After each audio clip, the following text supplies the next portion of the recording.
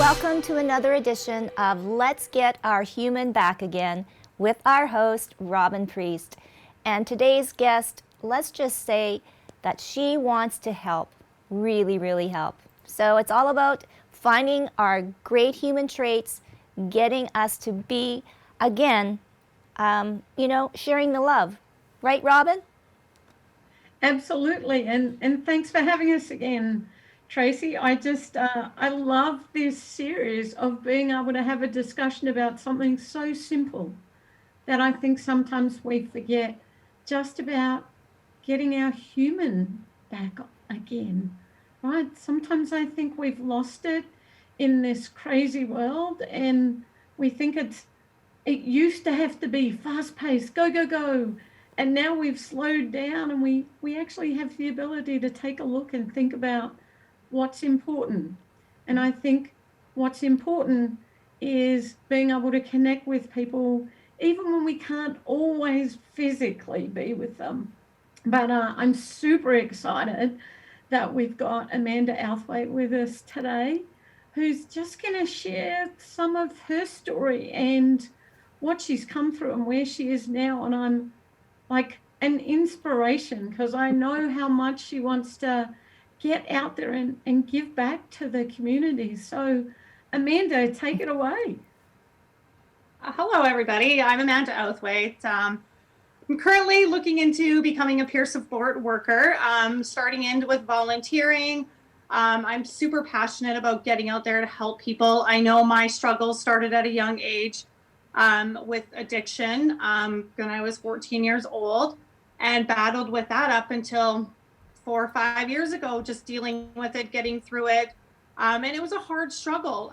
Just people looking down on you for the addiction, not having the supports there for you. When I first went to rehab, my counselor that I was working with had never done drugs, never done any of that. And I kind of looked at her and I'm like, what do you know? Like, I'm sorry, like you're probably very smart. You know the books and everything. But when it comes down to my addiction and what I was addicted to, it's just not the same. And I just had a hard time really listening to her and taking advice from her. So unfortunately, that one didn't work out. I ended up relapsing and going back and using again until I met a counselor at another rehab that was a recovering alcoholic. Okay, so maybe she wasn't an addict, like a drug addict, but addiction's addiction. And for me, it just helped me know that she knew what I was going through inside. She knew the struggles of addiction. She knew the depression, just of how to overcome it. So I found that really comforting and just easy to listen to her because she knew what I was going through. So with all my addictions and everything, like struggling over the years and just having people look down on you and not ask you why, like what happened, what made you go into this, and understand why I was using drugs. Yes, I was using it at the time to mask the pain inside me, dealing with different mental illnesses, different struggles in life. People don't always become addicts because they just try one day and it's fun. No, they're masking something. They're trying to hide pain. At least that's what I was doing personally. And so it was nice to finally have somebody to ask me why and want to know why, rather than just, why are you doing what you're doing? Like looking down on me. They actually kind of cared a little bit more about it. So that's what I want to do. I want to go out there and let people know that anybody can change. You can do it when you're ready to change. Because, and I'm so grateful for Robyn, yourself, having this program for peer supports, the introduction to peer supports, because I think it's going to open up a lot of doors for people that want to help. I was grateful enough before this pandemic that one of my friends, Amy, told me about this program. If it wasn't for her, I don't know if I would have known about it. So she brought it up to me, telling me all about it. And I'm like, oh my gosh, I've wanted to help people for such a long time. And you have given me the opportunity, the tools to do it. So, and it's just changing my outlook on life already, about people in general and what's going on in our city. Like it's so sad. I was driving down the street and like I always carry granola bars in my car with me and I give them out, and like just the homeless people like living in our bus shelters, and it just hurts my heart. I just want to save everybody and help everybody. I know I can't do that all by myself, um but it's hard, like seeing people with addictions and not getting the right resources they need, the right counseling they need, the right support they need. Wow. It's, So how did you get to know Robyn? well, yeah, I got to know her from taking her peer support program, which I absolutely love, from my friend that referred me to it. And I took that course and it was amazing. It opened up a lot of doors for me and just made me think about the way to help people, because I had the tools of understanding what I went through, but it's communicating with other people that are going through those things. I didn't have the right tools to communicate back and forth. So I got introduced to Robyn that way, and I'm so grateful. She's an amazing person. Robyn Priest, Live Your Truth, is amazing. I highly speak of it to anybody I run into. And I think she's just doing amazing things here in the city. Robyn, how important, or I guess it is very important, for a peer support worker to have a lived experience? I mean, Amanda touched on it, but I'd like to hear your side of it.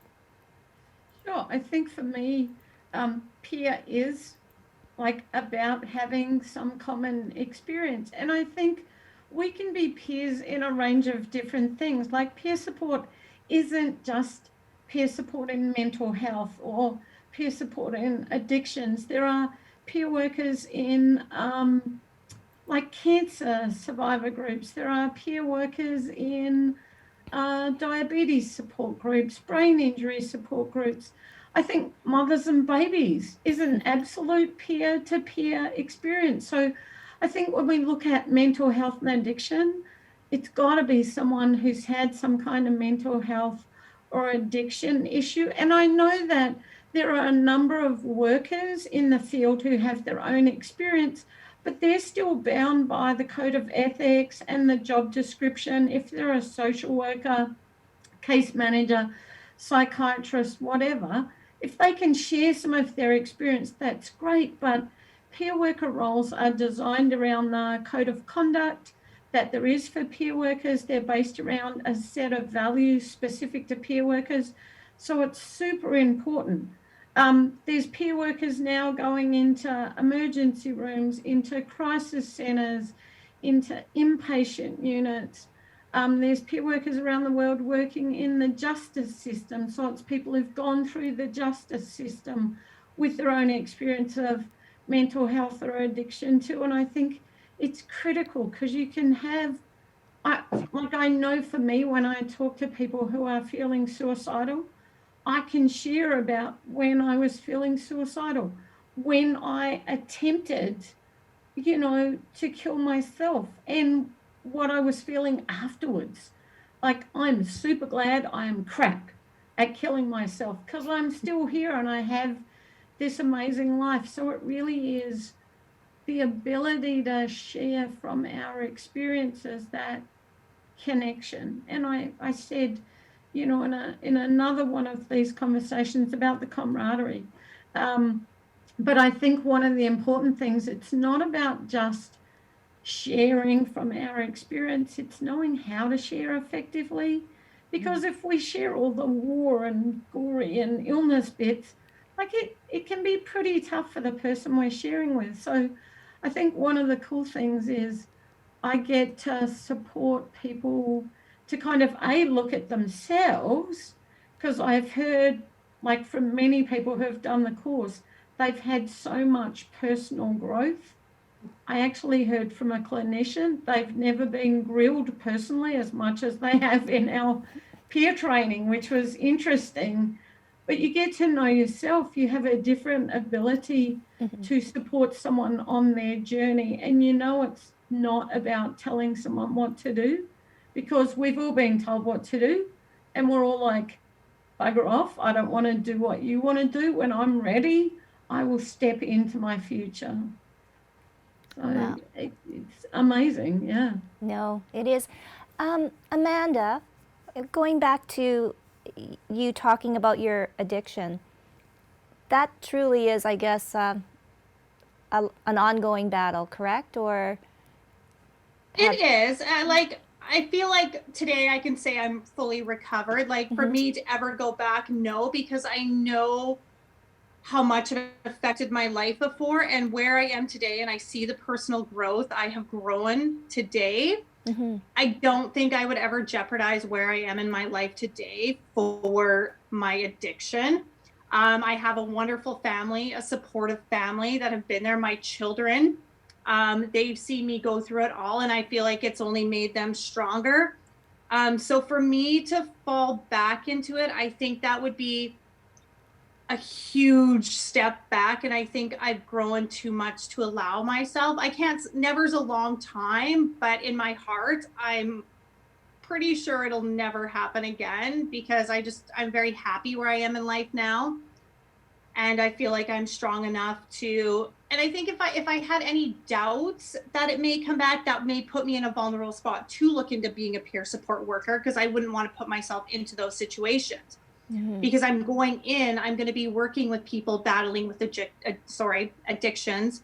And I want to make sure that I'm strong and confident and showing them like my positive experience. Like, yes, I've had relapses in the past. I feel like that's a part of your recovery. Relapses are going to happen, but I find they make you a stronger person in the long run. And I'm grateful for them because they've taught me where I want to be and who I want to be in life. So I'm finally ready to share my story. It's taken me a long time, and probably in the last year, I'm ready to share it and ready to help more people with their addictions and mental health.